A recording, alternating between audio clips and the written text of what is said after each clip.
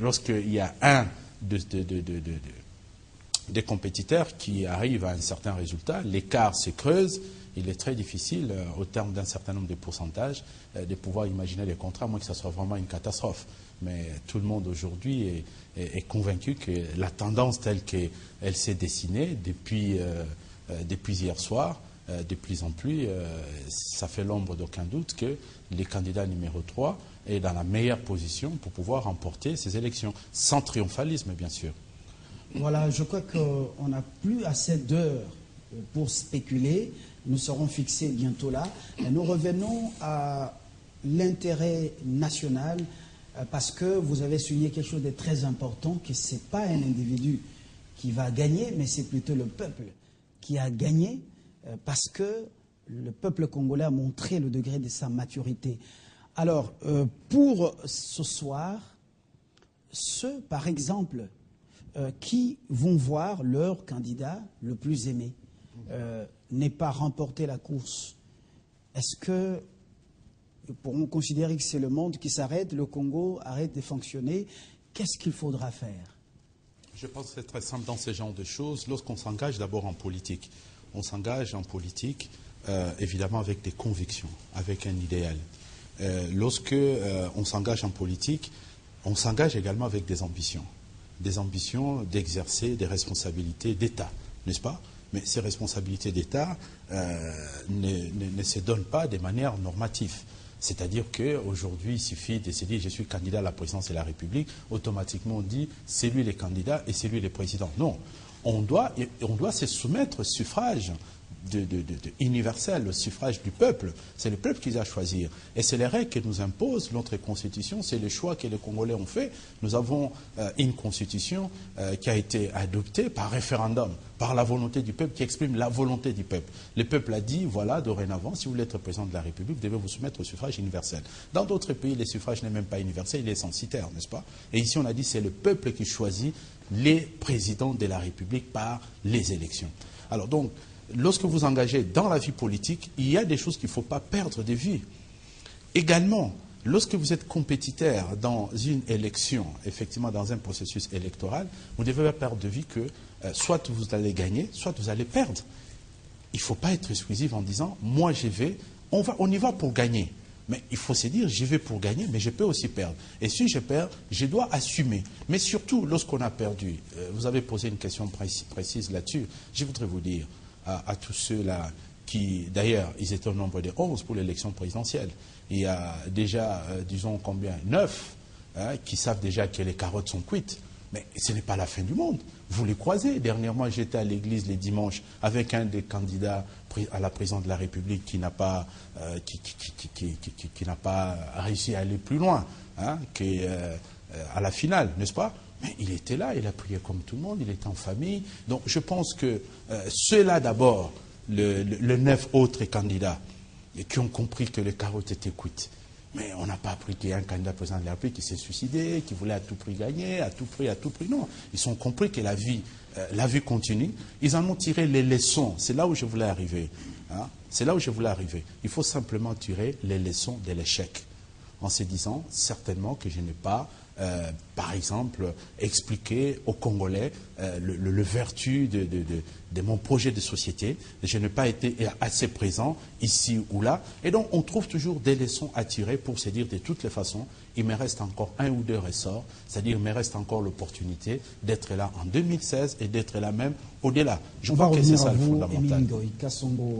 Monsieur Tshilombo Sainte, comment le perdant, plutôt le gagnant, doit-il se comporter? Parce que une fois à la tête du pays, le gagnant, vous l'avez dit, c'est pas lui qui a gagné, c'est le peuple qui a gagné justement.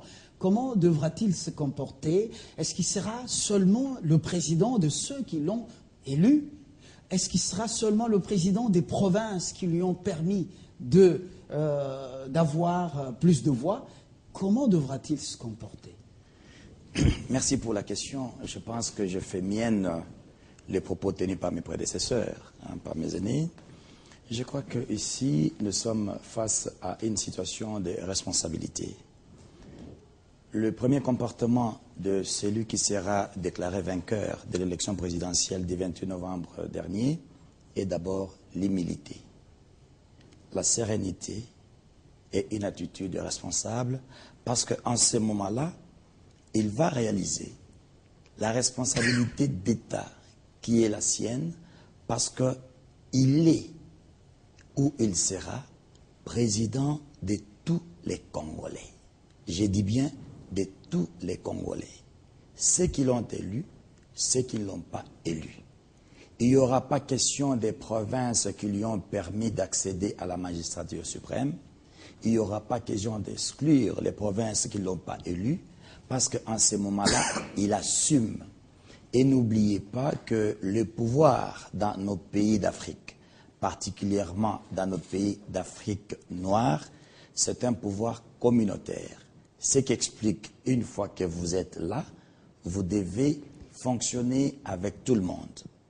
Et ceci va aussi interpeller, comme venait de le dire mon collègue le professeur Émile Ngoï Kasongo, que ce n'est pas la victoire d'un individu, c'est la victoire d'un peuple.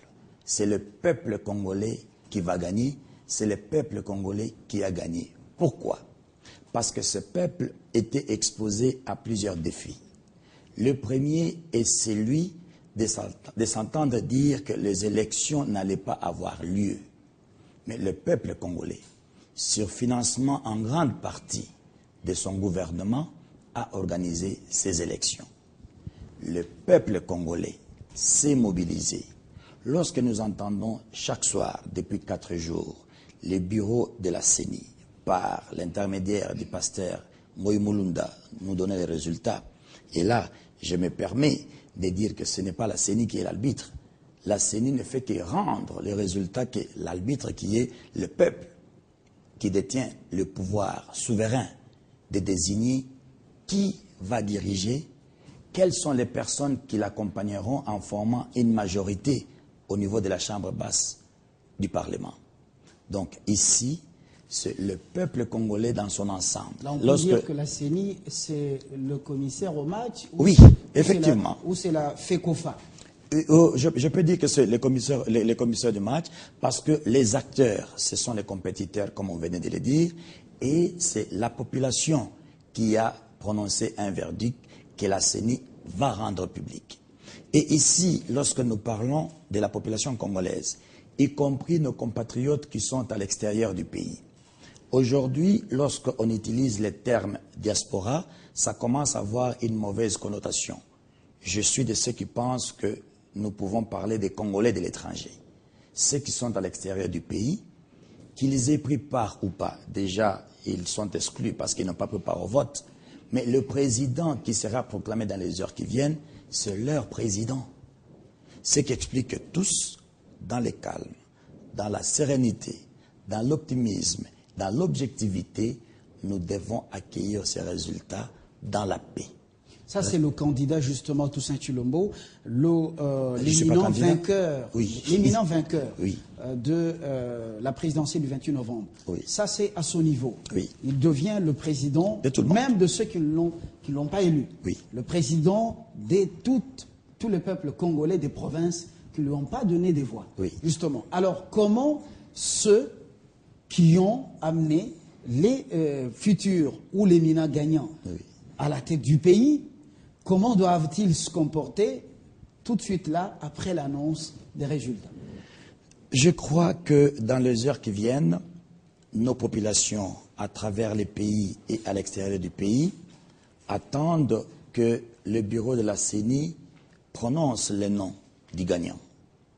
Mais ceux qui seront dans le camp du candidat qui sera déclaré vainqueur, je reviens à un mot que j'ai dit ici, c'est en toute humilité que ceux-là doivent accueillir ces résultats.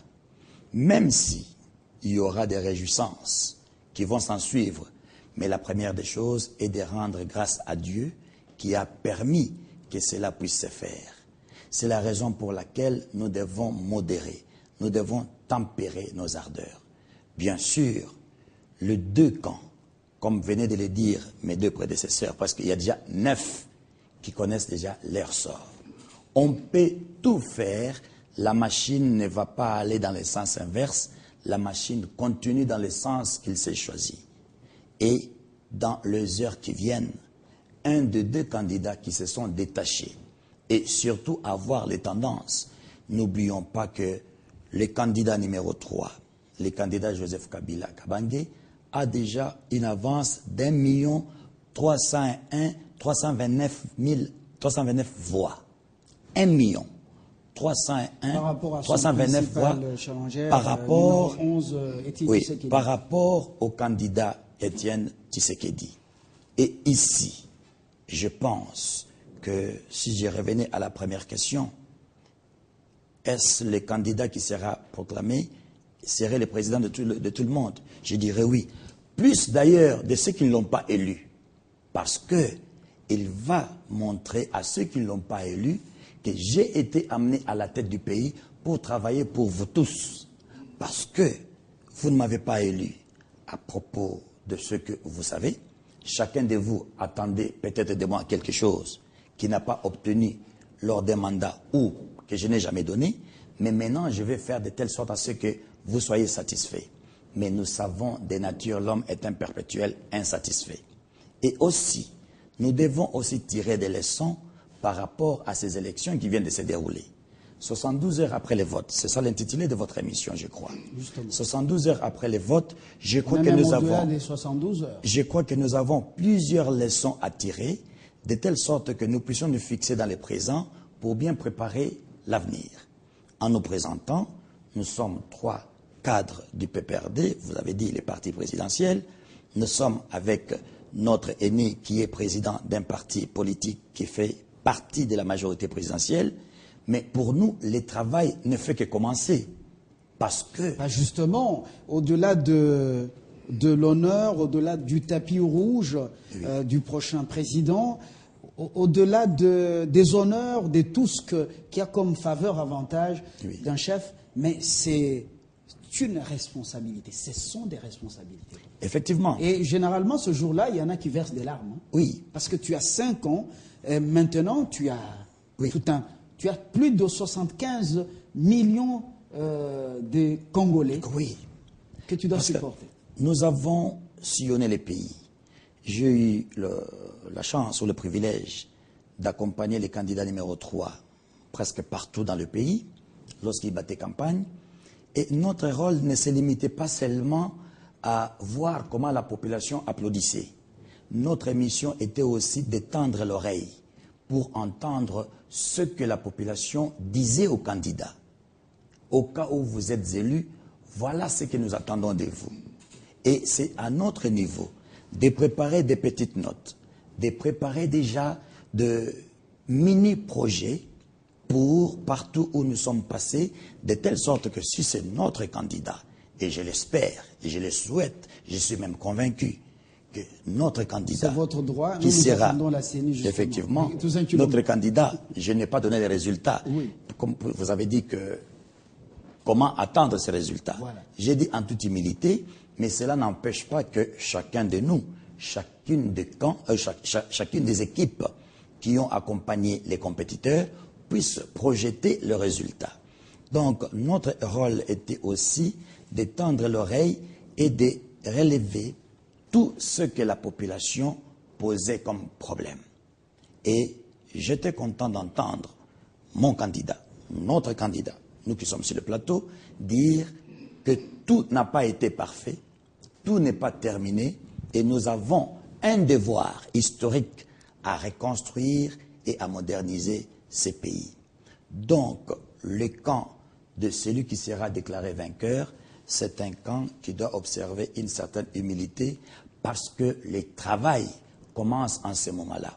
Et le travail, c'est de répondre aux aspirations du peuple, c'est de répondre aux besoins de la population, de telle sorte que cette population continue de faire confiance en cette majorité qui va se dégager. Je crois que c'est dans cette attitude-là d'humilité, je continue d'utiliser les mots humilité, sérénité, responsabilité, que nous allons éviter, j'emprunte le mot au professeur Émile Mboïka Songo qui a dit, nous allons éviter les triomphalismes.